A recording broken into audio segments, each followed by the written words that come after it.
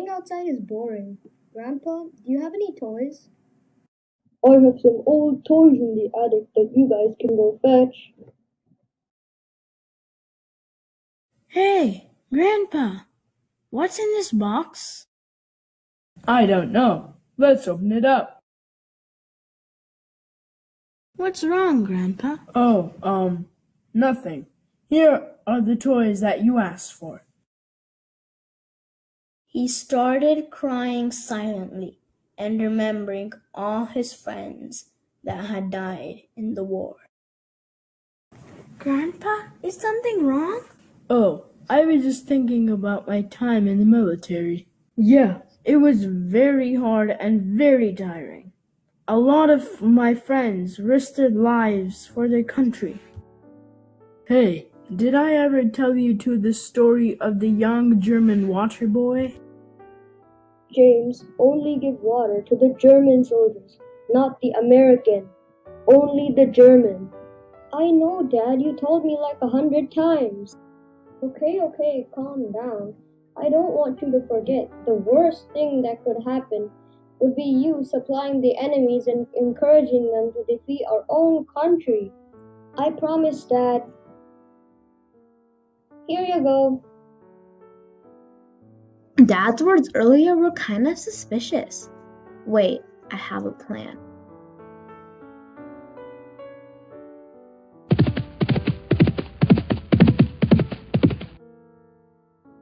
James, just like I said yesterday, supply water to only the Germans, not the Americans. I know you'll make me proud, James.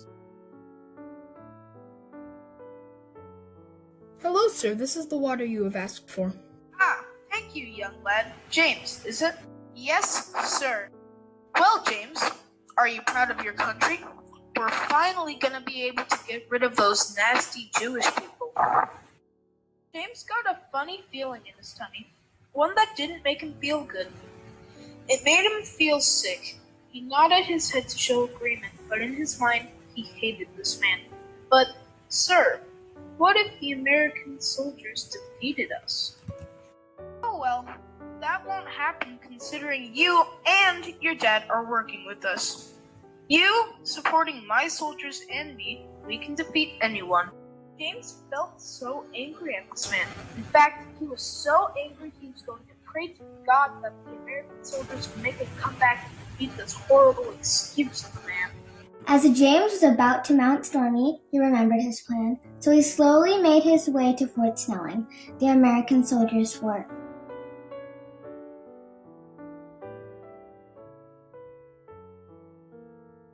Dear sir, this is some water to serve your soldiers. I saw how thirsty they were while serving the opposing soldiers. You may be questioning this letter, but your soldier's appearance made me feel horrible. Please don't be angry that a German lad is helping you win the war. That I don't think that the 5-star Army General of the German soldiers is a good man. I will be providing water to you every day. Thank you. Sincerely, James Miller. What in the name is this? Water, and from a German lad? But how come? He is against us, right? So why is he helping us? Oh, I am so grateful. James felt delighted. He wanted to stay and see what else he would say, but he knew that if he didn't get home on time, his parents would be worried and suspicious. That evening, as James was eating his dinner, he thought about how happy the Army General was. But in the midst of it all, his dad said, James, are you okay?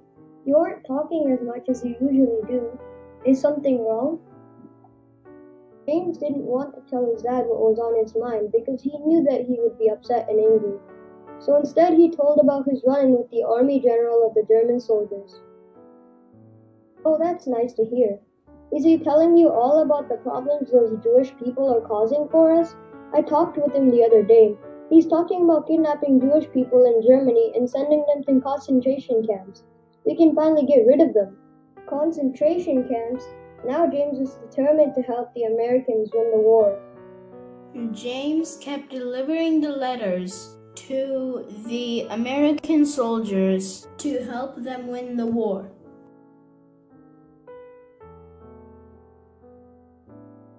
Over the next few days, James visited the American soldiers' fort to provide them with the water he promised. One day, James was following his plan and made his way to Fort Snelling. Once again, he hid under the old wooden desk to avoid being seen. When he had finished writing his letter, which consisted of only 2 sentences, he peeked through one of the slats in the desk to make sure no one was around. When he slowly got out from underneath the desk, he found a letter where he normally put the water. He glanced at the letter, realizing it was from the American general, George Marshall. James felt uncomfortable being out in the open where he was visible, so he knocked at Stormy with the letter in his hand and quickly rode home to read it.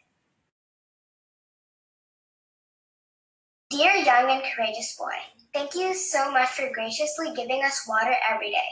We are extremely grateful for your act of kindness. If it weren't for you, my troops would have been so weak from dehydration. My wife recently died and I lost all hope for the future, but you restored that hope. I wish I could give you something in return, but unfortunately we don't have any supplies to spare. Thank you again for all your help, but please understand that you are taking a high risk. If you were to be caught, I am afraid grave trouble would befall you. Sincerely, General George Marshall. James, dinner's ready. Mom made chicken casserole. Yum, I'm coming.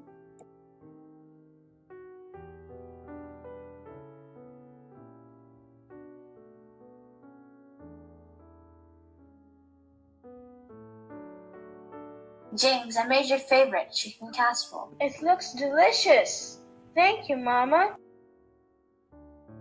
Dad, are you aware that James wants to run into George Marshall, the American general? Cassidy, now that is a disgrace to your brother and his family. How can you say something so degrading? Dear, calm down. I bet Cassidy was merely joking. Actually, Mama, I found something he tried to hide under his pillow. James! Oh my God! Then what happened, Grandpa? James was grounded. He was not allowed to go outside the house. He tried very hard to make his father understand that we are all made up of the same tissue, the same blood, the same organs, and the same bones on the inside. But his father refused to listen. Eventually, his sister helped him and started delivering the messages to the American general. Finally, after a lot of bloodshed, the war ended. His sister delivered the last letter from the army general. Dear James, what is the meaning of war? Pointless, if you ask me. Young men so strong, full of future, feeling free, doomed to die under a foreign sky. Bullets fly, bombs explode. War is useless, if you ask me. All it does is kill young men and women in the name of democracy. As fathers and mothers cry for their lost children, as innocent people are killed in the midst of battle. War is pointless, don't you see? That is, only if you ask me. Sincerely, General George Marshall.